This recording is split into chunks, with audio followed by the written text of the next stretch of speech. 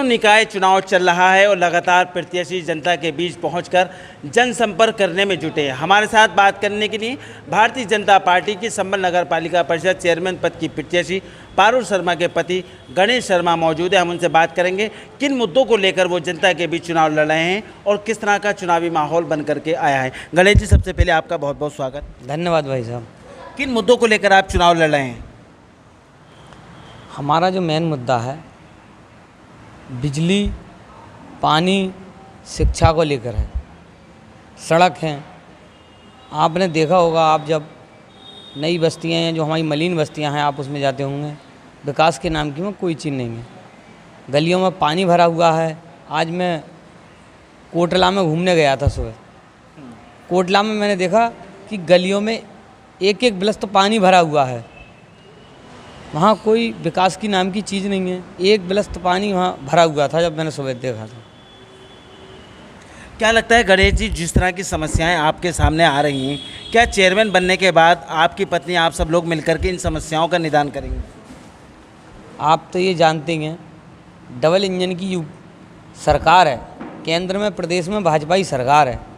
Triple engine की अगर सरकार संभल में बन जाए, कमल का फूल खिल जाए, तो मैं समझता हूँ जो विकास की रफ्तार है कम से कम 10 गुनी हो जाएगी। गणेश जी, लगातार जो पिछले चुनाव रहे हैं, भाजपा का एक अपना वोट बैंक रहा है।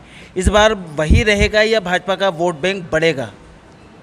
भाई साहब, मुस्लिम भाई हमारे संग आने के लिए तैयार हैं और हम भी उन्हें गले लगाने के लिए तैयार हैं।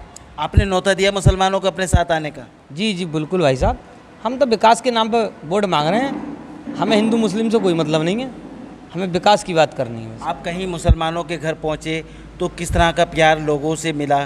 क्या मुसलमान चाहता है कि वो आपको वोट दे?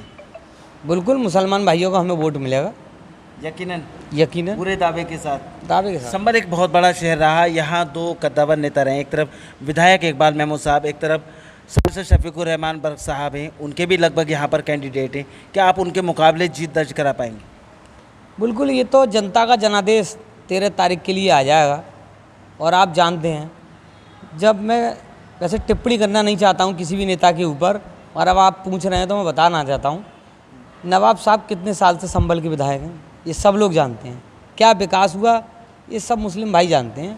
मेरे कहने से ही क्या है, वो मंत्री रहे, मंत्री रहते हुए हमारा ज़िला यहाँ से चला गया, हमारी कलेक्ट्रेट बैजू चली गई। अगर वो मंत्री थे, सापा की सरकार थी, वो विकास के दावे करते हैं, रोडवेज बस अड्डा है, इन चीज़ों, आज तक रोडवेज बस अड्डा नहीं बना उन पर।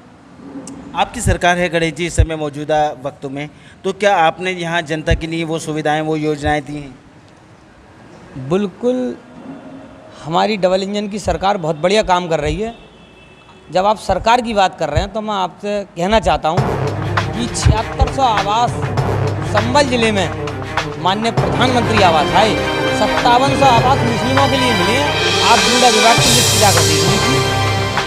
और कौन सी मुद्दे ऐसे हैं जिनको लेकर के आप संभल में जनता के बीच पहुँचे? आपके सामने जनता ने समस्याएं रखी?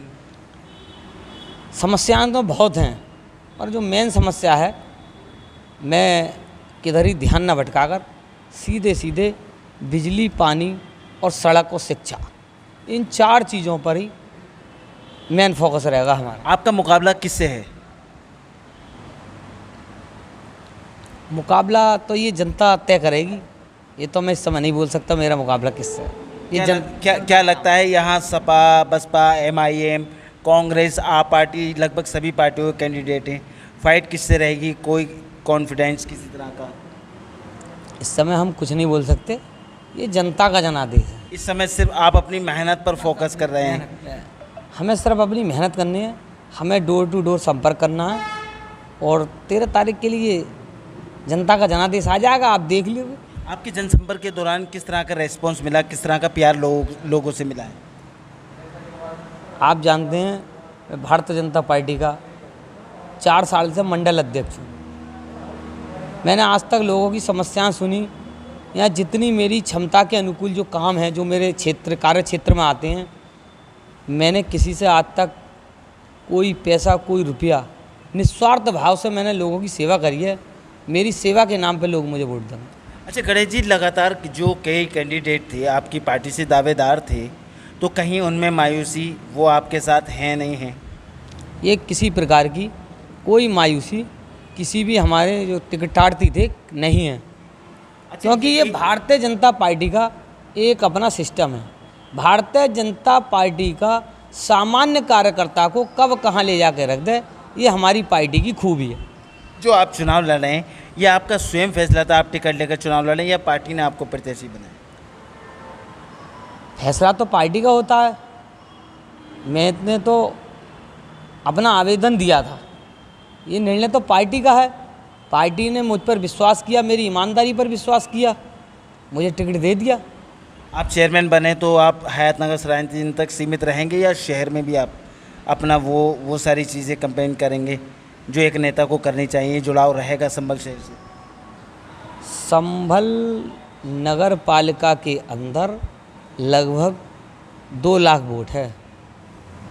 जब मोदी जी 125 करोड़ देशवासियों की सेवा कर सकते हैं, तो क्या मैं अपने संभल की 2 लाख जनता की सेवा नहीं कर सकता? सारी जनता मेरी अपने आप को चेयरमैन समझे, मैं सेवक के रूप में बस अपना काम करूँगा। ये थे गणेश शर्मा जो बता रहे थे, वो दे रहे थे बेबाक सवालों का बेबाक जवाब, यानी कि वो जनता का सेवक बनकर के जनता के बीच काम करेंगे और यहाँ जनता ने उनको चेयरमैन बनाया तो संभल और सरायतरीन और हयातनगर की सीमा दूर नहीं रहेगी, बल्कि यहीं बीच में वो लोगों के बीच रह कर के काम करेंगे। कैमरामैन सलीम अंसारी के साथ चेहरा बनकाब के लिए फरजंद वारसी, संभल।